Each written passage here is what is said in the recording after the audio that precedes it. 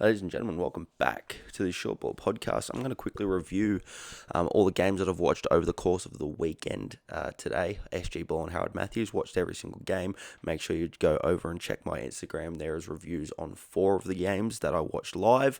And then I've obviously got my team of the weeks and my player of the year leaderboard as well is also live up there. So if you want to get more info on those, go over to my Instagram, have a look at them. But today, what I'm going to do for this podcast is just go through each of the games, quick couple of talking points from each game. Not going to go in depth, just try and keep it short and sweet in the next podcast, which release on Thursday morning, our weekly sort of preview podcast or just main podcast. We'll go into more depth for each team. Starting off, we'll just rip straight into it. SG Ball, Roosters versus Panthers was the first game of the weekend. I was out there. Well, it was the second game of the weekend because Howard Matts came first, but I'm going to review SG Ball first. This game was scrappy for two teams that I thought are going to be really good teams this year. There was a fair few amount of errors. Physically, they were good. Like the forward packs were really good. Charleston Traore was really good through the middle, about 161 metres. He ran for, Leo Stipe Latu. He came up with a couple of pretty good plays. Took an intercept and ran about 80 or 90 metres. A couple of good defensive plays as well. And just ran the ball strong. Atula Seve was good in his minutes, even though he came off the bench. So the forward packs, it was a pretty physical game. There was just a lot of dumb moments. To put it bluntly, it might sound a bit harsh, but like in that final 10 minutes, I wasn't sure if either team really wanted to win the game. There was a moment there, an intercept was taken, 2 minutes left to go, you're up 18-16. 10 times out of 10, you just take the tackle when there's a defender chasing after you. Or, you try and out-sprint them, but that wasn't going to be the case. There was two defenders right on the player that took the intercept and then decided to kick the dead, gave away a 7-tackle set. And then Panthers, on like second or third tackle in that 7-tackle set, just spread it to the left and just quick tapped it on, and it all looked a bit forced and a bit rushed. And it was a real blow the cobwebs out sort of game. Roosters have Louis Lee, Rex Bathwaite to come back into this side. I still think this side's the team to beat. It was a scrappy first game, but most first games are. But yeah, this was a little bit more so. It got a little bit extreme in that final 10 minutes. My player of the match in this one was Darcy Smith. Defensively, come up with a couple of huge shots. And I think this was a game that the defensive side of the ball really determined the winner. 18 points to 16 was the final result. Roosters got up in the end. They just held on. It was a penalty kick difference late in the game. But yeah, defensively, Darcy Smith really impressed me. He scored a try as well. Carter Mariko was another one that was really good. He missed out on my 3-2-1s, and reflecting upon the game, maybe he probably should have gotten that 1 point. But I thought there was a couple of wrong options taken at certain points. I thought the halves were a little bit disconnected for both sides. But the sevens played well for both sides. Elijah Burvey and Carter Mariko. Mariko ran the ball really well, and he laid on the two tries. He wasn't the direct try assist, but he had his hands in them. But yeah, that's pretty much it for Roosters and Panthers. I'll go into more depth about the Roosters and Panthers in the main pod, but we'll move on to Magpies and Eels. Eels dominated this game. It was 48 points to 12. They look like a really good side, and on a weekend where the Roosters, who are, probably the top side in this competition, the Eels really stamped their authority on this game. It was a massive statement win. 48 points to 12 over a pretty solid side like Christian Tapau-Moores, Phoenix Godinay, Curtis Lakeman, Siatame Avia Jr., like these guys all lining up for the Magpies, and I thought that those guys that I named went pretty good. Phoenix Godinay did just about all he can in a losing effort. Curtis Lakeman looked, he looked pretty good at moments. Probably a couple of moments he would have liked to have back, but he had a couple of really silky plays as well. He looks like a good 7 there at the Magpies, and Javier Jr. just did what he usually did through the middle. But they just got totally outgunned by a Parramatta side that's really stacked, but looked like they played very well together. Jackson Coyner is a proper player. There's guys that, I don't like to speak NRL context about a lot of guys because, that's a lot of pressure. So be putting on, 17, 18-year-olds coming through the grades.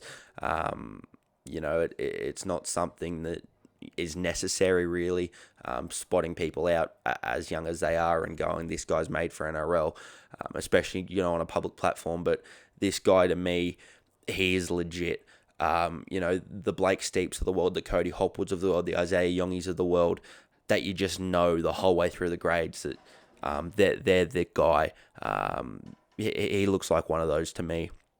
Those names that I mentioned are some of the few guys that I've put NRL tags on, before they've made it there or before they've sort of played Reggie's. And it's just a feeling that you get when you watch some of these players. The little things that they do, both sides of the ball, they're strong, they tie in, they work hard. It's all those things that Coyner's got in spades. He's got the natural talent. If he, just keeps working at it, he will be a first grader. And, I'm very excited to see how he goes over the next couple of years. Cameron Bamblett lit this game up. 286 run meters, couple of line breaks, couple of try assists, couple of tries. The most dominant performance of the round. Every single time he touched the ball, he looked deadly. Like he just, they couldn't tackle him. He made multiple line breaks off kick returns. He had support play tries. He laid on a couple. Yeah, he was just completely dominant, Cameron Bamblett, from start to finish. And it was a really well put together performance. And Lincoln Fletcher, who's one that a lot of para fans are really excited about, he just did his job, really. He kicked well, game managed well. He scored a try of his own. He laid a couple on. He just did a really good job in that 7 jersey, and that's all he really needed to do in this one. And they won pretty comfortably. Raiders versus Dragons was the next game. The Dragons really impressed me in this game. I sort of, dismissed them a little bit in my preview podcast. They came out all guns blazing in this one. They got out to a 24-10 lead, I believe, at one point. Lorimer Sakuru, he was very good at fullback, just looked electric every time he touched the ball. Looks like a proper, just instincts, natural footballer. And I thought the dummy half as well. I don't have the full name. I'll get the full name. I put Ryder Kingy. The dummy half, Rana Tapau Ryder Kingy. He looked very impressive in this game as well for the Dragons. I thought there was a couple of players there that looked like they got a bit of ability. But yeah, mainly it was Lorimer Sakuru who really impressed me, and he impressed the commentators as well. Just every single time he touched the ball, he looked like doing something. He had the chip and chase going. He looks like a really zippy player. He played a couple of games at Parramatta last year as well and done okay in them, an age up, and now he's captaining this Dragons side. And as I mentioned in the preview podcast, he's the one to watch at that club. Jamie Cowley and Cooper Johnson, they turned it on when they really needed it, and they ended up coming from behind and winning this game 32-24. Very impressive second half from the Raiders. And another one at the Raiders who performed really well was Troy Cody. Made a lot of tackles, ran the ball well, just a hard-working game. Ball played pretty well through the middle there as well. So he's going to be one that I think will improve as the season goes on, and is going to be really good to watch down there at Canberra. Storm versus Bears was the next one. I have the Storm as a competitive team in this competition. They won 34-12. They did what they needed to do. But the Bears were up for the fight early. Joey Wesser and Saxon Gore both looked very creative with the ball in hand. They had it going. Joey Wesser had a hand in a couple of tries there. But in the end, Storm just outmuscled and outclassed them by the end. It was just a classy performance. Waka Hammond was really good in this one. Lockyer Zili-Foliola kicked a crucial 40-20 at the right time, and had a whole bunch of tackles made. He was really good through the middle there. And Riley Brannock as well, guy who came down from the Dragons. His kicking game's always been a feature for mine, but he ball played really well in this one. He was filling in for Hayden Watson, who got withdrawn late. I actually can't remember what that was for. But Riley Brannock came into the side and steered the ship really well and ball played well, and he looked like he got super comfortable by the second half, and that's when a lot of their points got on the board. So and the outside backs as well, Joseph Litidamu. who's in that Queensland under-19s emerging squad. He scored a couple of tries and was really strong down that right edge, and as was Ben Stringer as well out in the wing. Next game was the Central Coast Roosters and the Balmain Tigers, and this one was the Caden Kanan show for mine. He was everywhere. Super impressive performance from him. He did exactly what he needed to do. He didn't make, I don't think he made any errors. They're escaping me if he did. And, he just popped up on both sides of the ball. He made a couple of good try savers. That Balmain's defence was super impressive this whole game. They did actually have to defend their line a fair bit. I already knew the score going into watching this game because it was a replay that I watched. And, I was just expecting it to be a procession from Balmain, but they really were gritty on the defensive side of the ball. And then in attack, they got their opportunities. The halves killed it. Alex Isdale, we spoke about him as a late signing last week to this side. He was really impressive. Christian Azzi had his moments. Blake Van Dree as well at lock. I thought he was super impressive. More so in the first half. He was really strong in the first half. Second half, not as involved, but still did his job there. He didn't really do anything wrong. He did have one error, I believe, in that second half, but he was classy in that first half through the middle. Caden Kanan was a story for mine in that first half. He was really impressive as the Tigers got away to that 40-4 victory. Rabbitohs Steelers, next game. I was at this game live as well. Steelers were super impressive. They were up for the fight this full 70 minutes rather. From start to finish, their forward pack muscled up. Creighton Malifaux and Mason Andrews, I thought, was super impressive. Leroy Weatherald led from the front. Just an all-round really solid game from this Steelers side. Their pack just, dominated. Mason Andrews scored 2 good tries. Mason Phillips as well was another one that was worth shouting out because he was really good at a dummy half, scored a try. He was probably leading my player of the match vote about halfway through this game till Mason Andrews scored his second, then he was leading. And I thought Steelers were going to get away and win this game because they'd been the better team for the majority of the game. They stuck with it. But in the end, South Sydney just outclassed and outgunned them. I've spoken about how talented this side is and when they turn it on, what they can do. And geez, did they show it in this game. Their left edge with Taj Alvarez and Dean Tower got going at certain points. They also made a couple of errors as well. But when they wanted to and when they held on to the ball, they were just unstoppable. Cody Hill at a dummy half was my player of the match in this game. His late involvements were so crucial. They went down 22-18. I think it was Mason Andrews' second try that got the Steelers that 22-18 lead. And Cody Hill made a brilliant run out of dummy half to score and I think they got them in front 24-22, and then he put in a little grubber kick as well for the last try that ended up, sort of sealing the deal. I think it was Tajaf Al-Farani that scored that. A very impressive game from Cody Hill, the skipper. Really lifted when his team needed him to late in that game. And this side, I don't think they put it together at all in that first game. I thought it was very scratchy, but they got away with a 28-22 win, and their class was well and truly on show in that one. The next game, as I just flip the pages over here, Warriors and Sea Eagles. I watched this game live, not at the ground because it's in a whole different country to where I'm from. But this was a very impressive game from the Sea Eagles. I did say last week how much I enjoyed their team list, how much I liked their team list, and they well and truly delivered on what it looked like on paper. The Large brothers, they're going to dominate this comp. Ashton Large was clinical.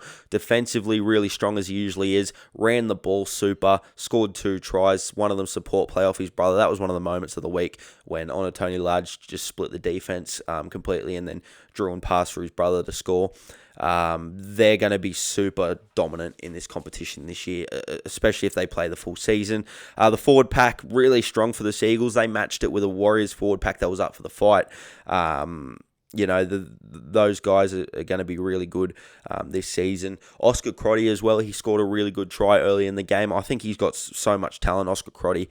He came up with a couple of really good plays throughout this game. Lucas Butler as well, just worth a shout out through the middle there. I thought the 13 was very good for Manly. For the Warriors, Joseph Ratcliffe, he was super valiant in defeat, come up with so many good defensive stops. He looked threatening attack. He probably looked the Warriors most likely for the majority part of the game. It's just, they were making too many errors in this game, and they just didn't look like putting points on. Manly's defense was really good, but, they just struggled to find a little bit of spark at times. But I'm still pretty confident in this Warriors side. I just think they ran into a better Seagulls side on the day, who just lit it up, and that spine for Manly looks super strong. Metcalf as well. Lachlan Metcalf had a good game at 7. Just while talking about the spine. For this Warriors forward pack, I'm going to speak about it with their Matt side as well. The depth that they've got in the forwards at the moment in the junior pathways is incredible. Like, their jerseys 15 to 17 were some of the best players on the park for them in both games. Lennox Tuiloma, I thought, had a good game. Tyson Hansen came on, scored a crucial try. Those bench forwards just tied a little bit late, and Manly sort of ran through them a little bit towards the back end of their stints. But yeah, I thought they were pretty good. Gordon Afoa, captain, went pretty good as well through the middle. Bishop Neal had his moments. I thought, there was a couple of sort of hit and miss moments from him as well. But, he's obviously got plenty of talent there. So I do have faith in this Warriors side. They do go down 28-14, and that score was a little bit flattering to them in the end. But yeah, I think just Seagulls better on the day. Full credit to them. I think final game for SG Ball, Knights versus Sharks. And for me, this one I was a little bit disappointed in the Cronulla Sharks. They started off strong, the forward pack was up for the fight, and then they just sort of faded away a little bit. The Knights responded and made the right adjustments, and the Sharks never really got back into the game. They scored a try off Callum Grantham, length of the field off a kick. They had their chances attacking the line, and the Knights just repelled them, and then Knights got down the other end, concede that try to Callum Grantham, but then after that it was pretty clinical from the Knights. The Sharks' defence was good. I think that's a good base to build off. They'll probably be disappointed that they didn't get away with this win, especially against a Knights side that has a couple of injuries in it. But I think there is a good base there for the Sharks. I still think they're a very good side. I just don't think this was their best performance. I think there's plenty of improvement in them. And like I said, defensively, they did repel the Knights a fair few times. It just got to a point where they had to break, and they did a little bit. But it was still only 24 points to 18. So it's not like it was a devastating loss by any means. I probably just expected a little bit more from this side. For the Knights, super impressive. Their spine touched on it, how strong it was going to be, and they delivered. Chase Butler, both sides of the ball. I just thought it was a very clinical 7 performance. Toby Winter had some good touches here and there as well, put on points. Mel Nonu, a couple of tries out wide there. It was just a good performance. I really liked when Matthew McEwen and Diesel Hagen were both on the field at the same time. Diesel Hagen playing that 13 role, and Matty McEwen looking dangerous out of number 9. I'd like to see them continue that, get both of those boys as many minutes as you can, because they're very talented players, those two guys at the Knights. On to the Howard Matthews, and we start off with Roosters Panthers, which was...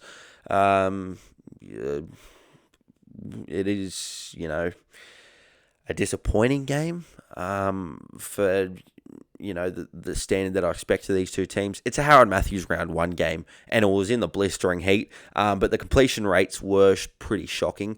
44% for the Roosters and 62% for the Panthers, and for the Roosters it was probably 0% in the second half. I don't remember them completing a set in the second half, which you're not going to win games if you do that, and the Panthers, aptly put them away in that second half. It was 10 points apiece, and then the Panthers just got given way too many opportunities, and I don't know what to make of that. I do have Panthers as one of the dominant sides in this competition. I do think they are a threat and a massive problem to all the other sides, and they put the comp on notice with this win, 32-10.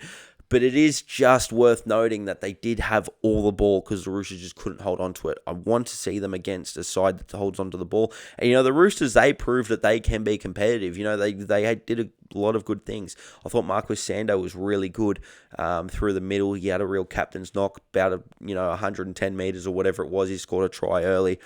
Defensively, he's the guy for me in this Roosters side.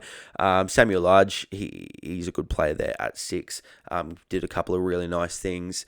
Caleb Zara as well, I just thought worth shouting out. Cordell Arama got sent at him, most of the day, and I think he muscled up really well defensively. In attack, probably a couple things he'd probably want to work on for the next game, but I know that his attack's sweet. Like he's done a lot of really good things coming through the grades, but defensively he impressed me in this game. For the Panthers, it was Amos Vienga, guy who's impressed me a lot over the last sort of 12 months. Salmani Leotupu had a couple of really good touches out there in the centres. It was the Cordell Arama show through the middle. I thought in the first half, Roosters did really well to contain him. In the second half, they just couldn't do anything to stop him. And he ended up crashing over for 2 tries as well. He led the Panthers in run meters. He did all that. So yeah, he was really impressive there, Cordell Arama. And Ryan Chloe as well, I thought he had a really good game. Kicking game was pretty strong. Defensively, he made a lot of tackles. They did try and spot him up a little bit, the Roosters. But yeah, he did make a lot of tackles, and in an attack, he was able to do his job. So, there's a couple of players to watch for the Panthers. I think this is a really strong side. And they did what they needed to do, and Roosters didn't do themselves any favours at all, and I think the scoreline reflected this game pretty fairly. For the next game, Eels versus Magpies, this was a really good game. It was one of those typical Howard Matthews games with a fair amount of errors, and it was a little bit scrappy from an Eels perspective in getting the job done. But I think there was a couple of really nice standouts for the Parramatta Eels. I thought Larimo Siosiu, 3 tries and a try assist. He was the most dominant player on the park, and he was the most dominant player all weekend. I've been highlighting him a little bit recently, and he well and truly dominated. Hayden Bell, I thought, again, really good through the middle. He's impressing me a lot this season. And, it was just a good, solid performance from the Parramatta Eels. A couple of things to improve on. But, yeah, a couple of players really, really stood out for them. But yeah, over the next couple of weeks, they sort of start to even out that load. A couple more players sort of start to pop up. I think they'll be pretty good. Levi Perrott as well. I thought he had a couple of nice touches in the 6 jersey. Obviously, a little bit to work on there, but this side looks pretty strong. Magpies I don't know what to make of their performance because, again, they had a couple of guys who look really talented. Zephaniah Finau, I thought, looked really good through the middle in his stint. The 2 centres, Kingston Finau and Monson Hopewade, were really good. Joshua Ratu, albeit a couple of errors, he looked very threatening with ball in hand. A couple of line breaks to sort of make up for those errors. But, yeah, it was solid from the Magpies. They did get beat 18-16. It was 18-10. They scored a late try and made it competitive, but... I think I want to see a couple more games from them. Next game from Matt was Raiders Dragons, and for me, gotta remember what the score was in this game. I don't have it in front of me. The Raiders did get away with a win here. I think it was 24-10 off the top of my head. Campbell Lloyd straight back into it. Great form last year, and he continues it again here. Both sides of the ball again. Out of his dummy half, he's a really impressive player for mine. And for the Raiders as well, the back rower and captain Sonny Lauval, he was very impressive with ball in hand. Very destructive ball runner. Looks a big body. Moves very well. So he's going to be one to watch there. And Altis Atalua, he was very impressive out there in the centres as well. Rafferty Gordon had some good touches out at fullback. This just looks like a really solid side.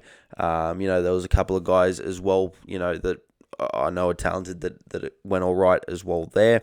A good solid performance from the Raiders. The Dragons went all right. A couple of players there that was standout. Saluki Halangar, who had a really good game through the middle there. I just sort of expect that from him now. He's a really talented player. Did it a lot last year. Coming through the grade, he's been Really strong player over the last sort of 12 to 24 months as I've been watching his progression. And Rocco Walker as well, he didn't, have a standout, super impressive game. Just a couple of really good touches, did some really nice things. So I think he's going to be a really good player in this competition as well, especially if their forward pack can just get a little bit of a roll on. I thought Jet Pegram as well just got through his work. Both sides of the ball just kept working the whole game. So yeah. On to the next game, Melbourne Storm versus the North Sydney Bears. Very tough loss for Melbourne in this one. Last minute forward pass call against them. I'm not going to say whether it was or wasn't forward. It doesn't really have a good angle on Bar TV to see it. But, I thought it was a little bit tough to cop. I think the 5'8" did a couple of really nice things here for the Storm. Just need to get that a bit closer. Ezra Tangianau. He did some really nice things for them. Hunter Stokey is a player to watch there. The lock, I hadn't seen him before. He really impressed me off of Benjavani now. He really impressed me through the middle. He had a couple of really good touches where he broke off some tackles, made big meters, and he scored 2 tries as well. He looks like one to watch there. For the North Sydney Bears, I thought Morgan Carter was really good, had a hand in a couple of tries, scored one himself. And out in the centres, Sue Farley, he looks like a player to watch there. He didn't have a incredible, like I said before with Rocco Walker, he didn't have that incredible standout game where, he had heaps of touches and just really caught the eye. But it was just a couple of really nice things that he did. His touch and pass for the first try, that the Bears scored was really good, and he had a couple of nice solid runs where he looked powerful. Looks like he's got good hands. Just a really good player. By all the sort of metrics that you go off. And then Zoram Jaiwatne as well just got through a heap of meters and looked somewhat threatening when he had the ball as well. Next game, Central Coast Roosters, Balmain Tigers.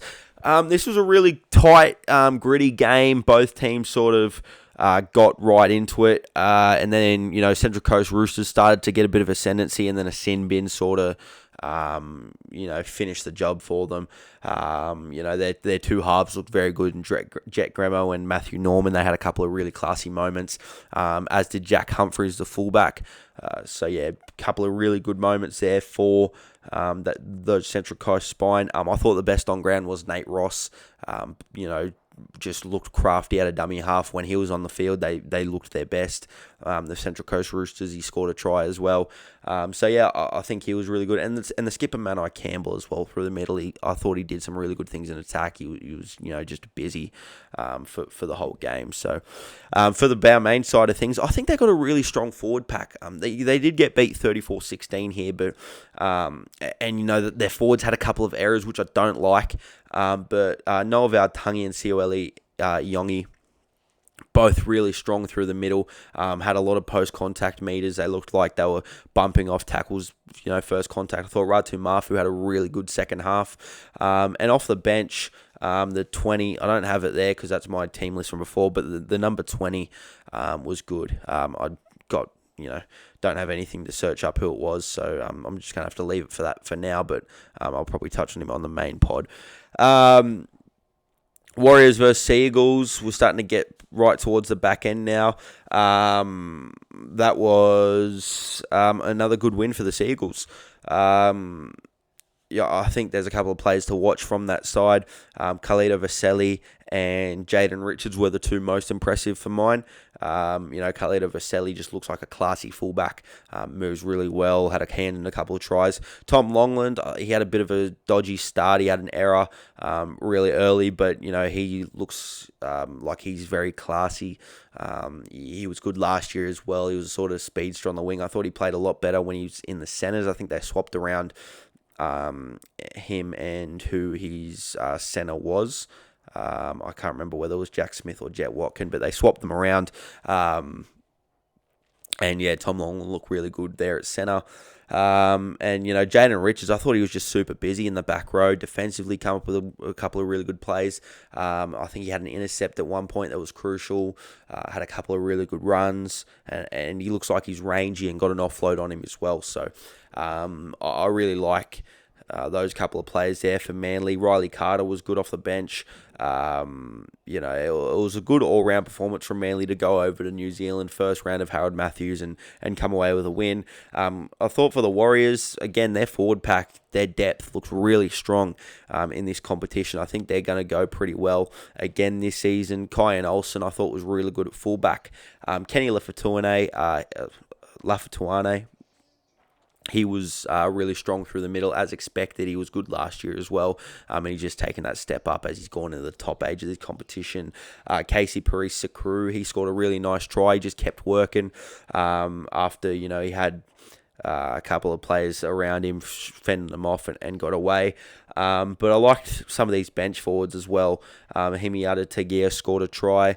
Himiata Tongia, I believe would be the pronunciation, just working off that. But yeah, I think they're going to be a pretty good side, this Warriors side, as they usually are. I think they've probably got a couple of players to come back as well.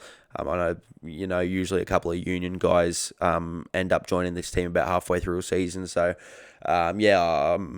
I'm keen to see how this side goes into the future. Tough loss to swallow, first up at home, but I think they're going to be pretty good. Rabbitohs Steelers, we're getting towards the back end of this. It was a tough loss for South, especially after how hard they worked. I thought the two back rowers defensively were really good. They were so physical in this game. Steelers attacked their line a lot. It didn't look like much was going right for the Rabbitohs early, and they just defended their asses off. Peyton Torreira was really good in this game. I think he's, I said it in all the preview shows that I've done, he's going to be one of the best players in this competition this year. I think he's gone to another level, and he certainly showed that in this first round fixture.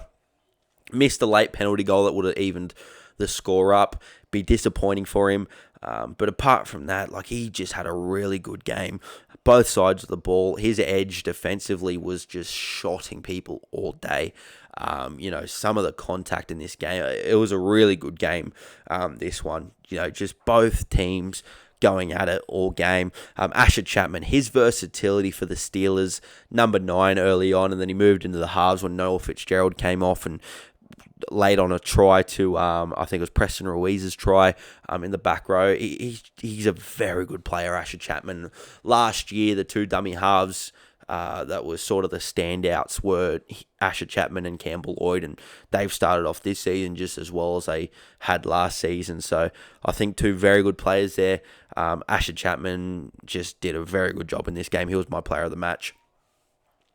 He played well both at 9 and in the halves. It was a very good performance. Oliver Burton had an error, but apart from that was sound. Had a couple of really nice moments, ball playing. He looks like that's really come along this year, and his ball running's always been really strong as well. So he's going to be good. And Apia Mone as well through the middle, I thought was strong as well. Knights versus Sharks, final game of SG Ball and Howard Matthews of this review, which has already gone for 30 minutes. Game of the round, 34-32, super ending for the Newcastle Knights. It was the McKay boys.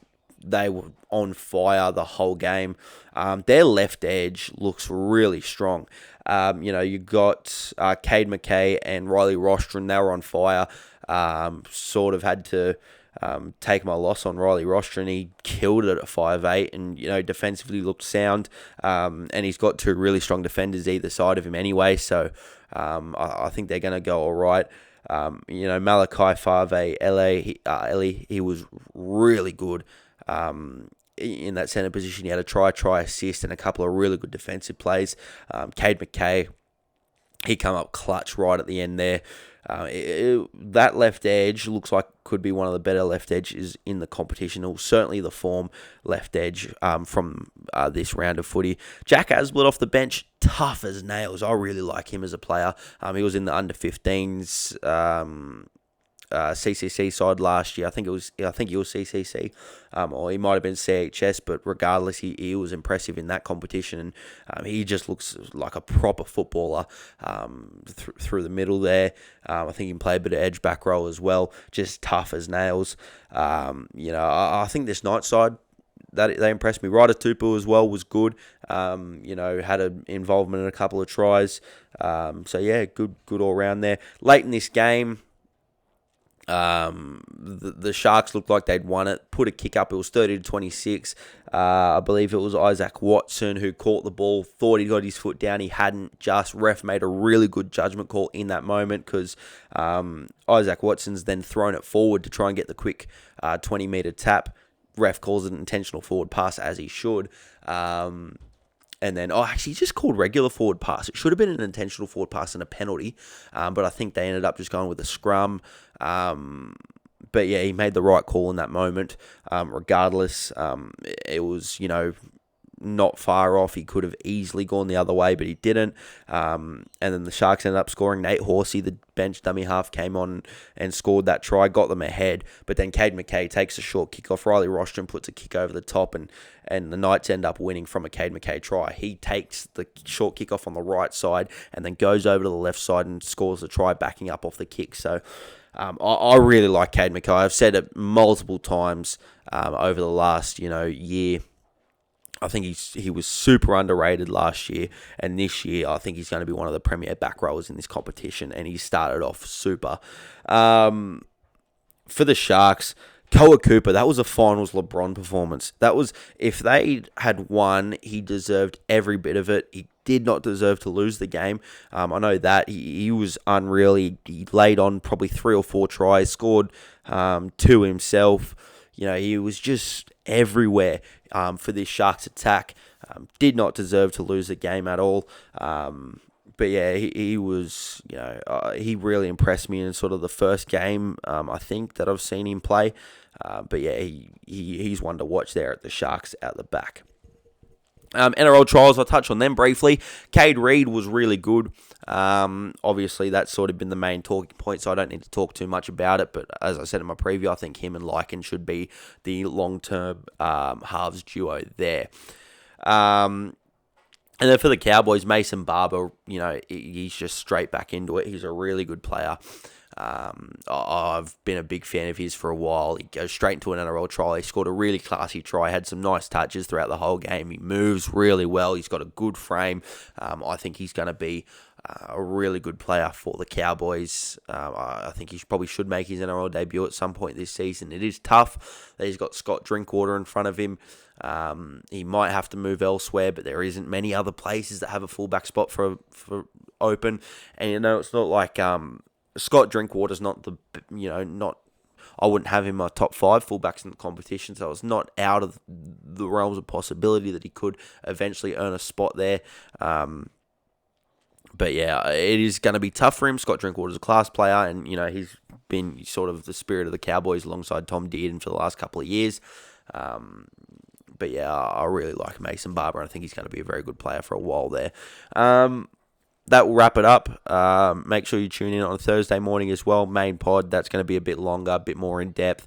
I'm going to be talking about everything, and the main NRL trials are back as well, so there's going to be more NRL content there as well. But yeah, anyways, we'll see you next time. See you Thursday, and then every sort of Sunday or Monday night, I'm going to record these quicker podcasts, just sort of talking about the games that happen and the events over the weekend. So we'll see you for the next one.